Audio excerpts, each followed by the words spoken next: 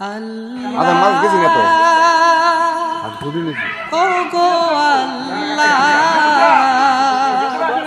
ক্ষমা করে দাও মাফ করে দাও আল্লাহ ও গো আল্লাহ ক্ষমা করে দাও মাফ করে দাও ক্ষমা করে দাও মাফ করে দাও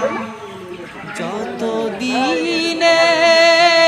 জীবন বিনা বাঁচিবে সুপথে চালাও মাফ করে দাও সুপথে চালাও মাফ করে দাও আল্লাহ।